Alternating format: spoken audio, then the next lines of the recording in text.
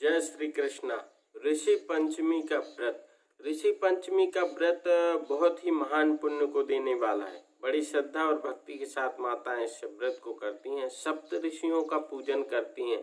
सप्त ऋषियों का पूजन कैसे करती हैं हम आपको बताते हैं कि किसी भी पवित्र पत्ते में चंदन से सप्त ऋषियों का ध्यान करके महर्षि वशिष्ठ, कश्यप, भारद्वाज, अत्रि, गौतम, जमदग्नि सप्त ऋषि चित्र बना करके ध्यान, धूप, दीप, नैवेद्य आदि से पूजन करें। विधि पूर्वक पूजन करने के पश्चात भगवान की सप्त ऋषियों की पुण्यमयी कथा को श्रवण करें। 2 कथाएं इसमें आती हैं। 2 कथाओं में से आज आपको एक कथा के बारे में मैं आपको बताऊंगा जो भगवान श्री कृष्ण ने राजा युधिष्ठिर से कही है, तो उसकी कथा भी सुनाएंगे।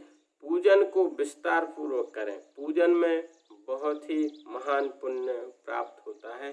सप्त ऋषियों का विधि पूर्वक पूजन करें। उनसे प्रार्थना, क्षमा, जो भी आपके पास यथा योग्य सामग्री हो, यथा योग्य सामग्री के अनुसार उनका विधि पूर्वक पूजन करें और पूजन करने के पश्चात आरती और भगवान की कथा को श्रवण करें। कथा इस प्रकार है कि एक बार महाराज युधिष्ठिर भगवान श्री कृष्ण से प्रश्न करते हैं कि वह कौन सी पंचमी जिसके करने से नारी जाति के तमाम दोष से मुक्त होकर के महंत पुत्र को प्राप्त होते हैं, आप बताइए।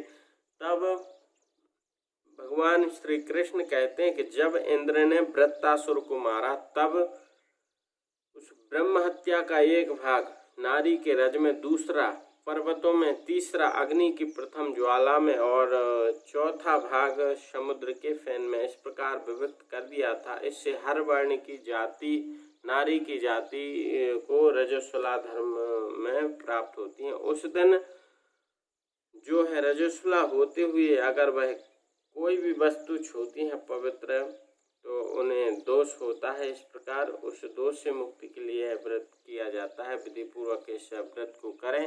इस व्रत को करने के पश्चात इसका उद्यापन भी विधि पूर्वक करना चाहिए। और इस व्रत की कथा इस प्रकार आती है कि भगवान कहते हैं एक समय विदर्भ देश में सैन्यजित नाम का राजा था। उसी के राज्य में सुमित्र नाम का विद्वान ब्राह्मण रहता था। उसकी पत्नी का नाम जयश्री था। एक समय वह कृषि कार्य में रहते हुए और रजस्वला धर्म को प्राप्त हो जाती है और वह प्रति वस्तु को छूती रहती है और समय पाकर दोनों पति पत्नी मृत्यु को प्राप्त हो जाते हैं और अपने ही पुत्र के घर में अगले जन्म में उनने अगला जो जन्म उनका होता है वह अपने ही पुत्र के घर में होता है और वह ब्राह्मण तो एक बैल का रूप लेकर के अगले जन्म में बैल की योनि प्राप्त होती है और उस ब्राह्मणी को त्रयाकु यानी कुतिया की योनि प्राप्त होती है। उस योनि में भी पहले के तप के अनुसार उनको सारी बातें याद होती हैं। एक समय वह ब्राह्मण बालक अपने पिता माता की श्राद्ध करने के लिए ब्राह्मणों को निमंत्रण देता है और पत्नी को सुंदर स्वादिष्ट भोजन बनाने की आज्ञा दी। उसकी पत्नी ने सुंदर खीर बना करके तैयार की और भाग्यवश एक सर्प आता है और उस खीर में जहर उगल देता है।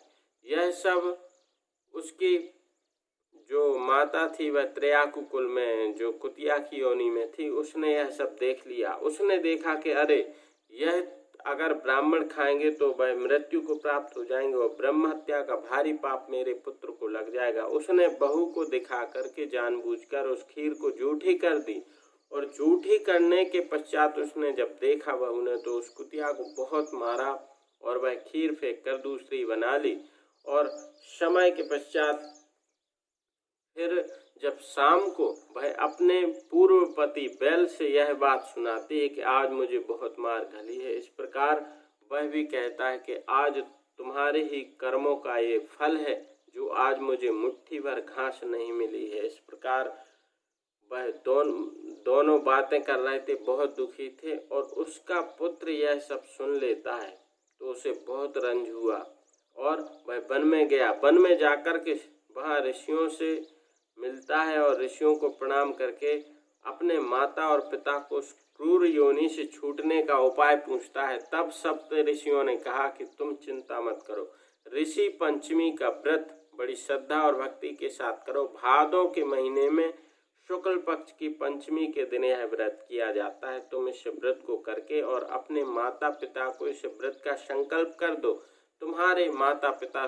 क्रूर योनि से छूट जाएंगे। वह घर आता है विधि पूर्वक, समय आने पर भादों के शुक्ल पक्ष की पंचमी के दिन उस व्रत को करके और उद्यापन करके अपने माता पिता को उसका संकल्प कर देता है और वह इस क्रूर योनि से छूटकर दिव्य विमान में आरूढ़ होकर के स्वर्गलोक को जाते हैं। इस प्रकार महाराज युधिष्ठिर से भगवान श्री कृष्ण कहते हैं कि जो भी मनुष्य यह व्रत करता है महान पुण्य को देने वाला है और इस व्रत को नारी जाति को अवश्य ही करना चाहिए और यह उनका कर्तव्य है। इस प्रकार इसकी कथा है। और भी अधिक जानकारी के लिए आप जुड़े रहें, चैनल को सब्सक्राइब करें।